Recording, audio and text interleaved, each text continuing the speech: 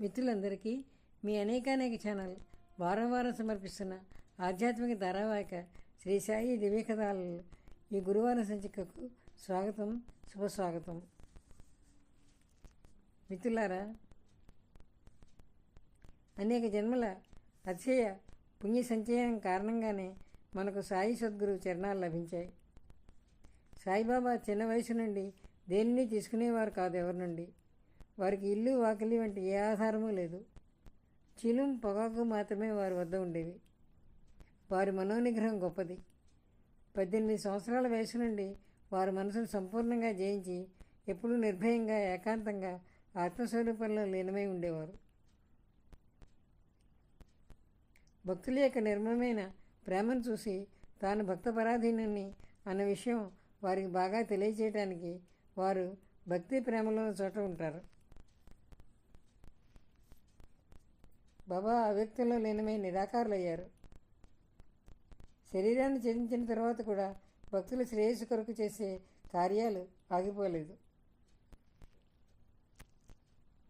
వారు శరీరంతో ఉన్నప్పుడు చేసిన లీలలు, అనుభవాలను వారి యందు విశ్వాసం గల భక్తులు అవ్యక్తుల్లో కలిసిపోయిన తర్వాత కూడా ఈనాటికి కూడా అనుభవిస్తున్నారు, అనుభూతి చెందుతున్నారు.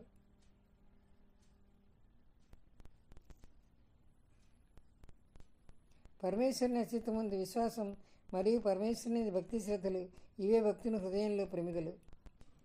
వానిలో ప్రేమ అనే చమురు పోసి ఆ ఒత్తిని వెలిగిస్తే జ్ఞానజ్యోతి ప్రకటమవుతుంది. ప్రేమ లేని జ్ఞానం శుష్కం. దానివల్ల ఎవరికైనా ఏమీ ప్రయోజనం ఉండదు. ప్రేమ లేనిదే శాంతి ఉండదు. ప్రేమ ఒకే చోట అవిచ్ఛిన్నంగా ఉండాలి. ప్రేమ యొక్క మహిమను ఎవరూ వర్ణించలేరు. ప్రేమ ముందు అన్నీ అల్పమే. గాఢమైన ప్రేమ లేకపోతే సద్గంధ పట్టణాలన్నీ కూడా నిష్ఫలమే. ప్రేమలో భక్తి ఉంటుంది. విరక్తి, శాంతి కూడా అక్కడే ఉంటాయి.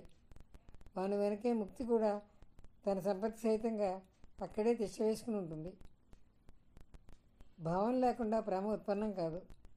భావమున్న చోట దేవుడు ఉన్నాడని తెలుసుకోవాలి. భావమున్న చోట ప్రేమ పరిపూర్ణంగా ఉంటుంది. భావాన్ని ధరించడానికి భావమే ప్రధానం. గంగోదక సమానం, పవిత్రము, పరమ మధురము అని సాయి చరిత్ర. సాయి చరిత్రలోని సత్కథలను మనం వారం వారం చెప్పుకుంటున్నాం.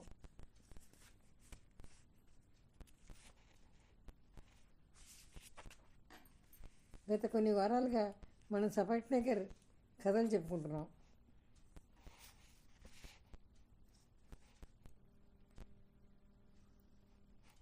సపట్నేకర్ని బాబా అనుగ్రహించారు.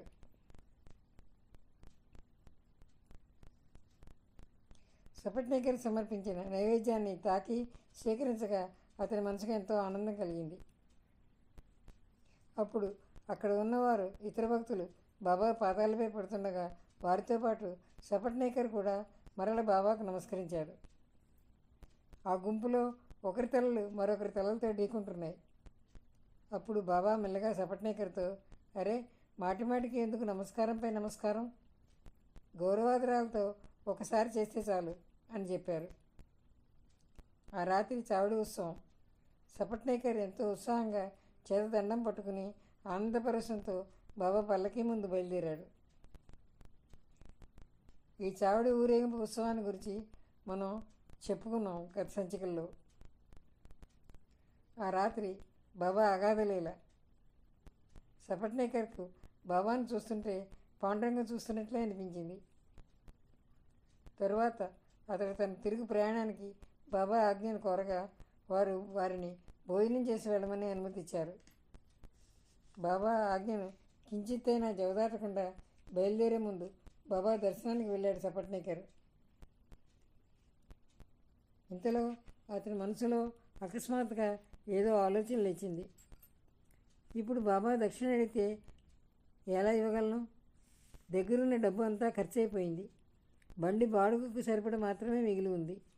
దక్షిణ ఇవ్వు అని బాబా అడిగితే ఏం జవాబు ఇవ్వాలో మనసులో నిశ్చయించుకుంటున్నాడు. బాబా అడగకముందే వారి చేతిలో ₹1 ఉంచాలి.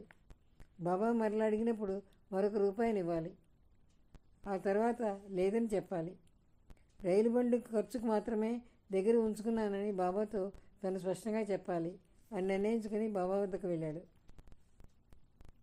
అతను అనుకున్నట్లే బాబా చేతిలో ₹1 ఉంచాడు. బాబా మరలా ₹1 అడిగారు. దాన్ని ఇచ్చిన తర్వాత స్పష్టంగా అన్నారు బాబా, ఈ కొబ్బరికాయను తీసుకుని నీ భార్య ఒడిలో వేయి, నీ మనసులోని బాధను వదిలి సుఖంగా వెళ్ళు అని చెప్పారు. తరువాత 12 నెలలు గడిచాక సపట్నేకర్కు పుత్రుడు కలిగాడు. 8 నెలల బిడ్డను తీసుకుని ఆ దంపతులు మరల దర్శనానికి వచ్చారు. పుత్రుని బాబా తిరణాల వద్ద ఉంచారు. సత్పురుషుల చర్యలు ఎంతో విచిత్రంగా ఉంటాయి. ఆ ఇద్దరు చేతులు జోడించి బాబాకు ఈ విధంగా మనవి చేశారు. సాయినాథ, ఈ ఉపకారానికి ఎలా రుణం తీర్చుకోవాలో మాకు అర్థం కావటం లేదు. మీ చరణాలయందు నా శిరస్సు ఉంచుతున్నాను. మేము హీనులం, దీనులం, పామరులం. ఈ అనాథులపైన మీ కృప చూపండి. ఇక నుండి మీ చరణాల వద్ద మాకు నిరంతరం ఆశ్రయం కలగనీయండి. జాగ్రత్తావస్థలోనూ స్వప్నావస్థలోనూ ఆహర్నిశలు విశ్రామం లేకుండా అనేక రకాల ఆలోచనలు లేస్తూ ఉంటాయి. అయినప్పటికీ ఎల్లప్పుడూ మేము మీ ఆరాధనలోనే ఉండేలా మమ్మల్ని అనుగ్రహించండి అని ప్రార్థించారు. సపట్నేకర్ దంపతులకు ఆ కుర్రవాడి తర్వాత మరో 2 పిల్లలు కలిగారు. సపట్నేకర్ చంచలమైన మనసును స్థిరపరచుకుని కృతకృత్యుడయ్యాడు.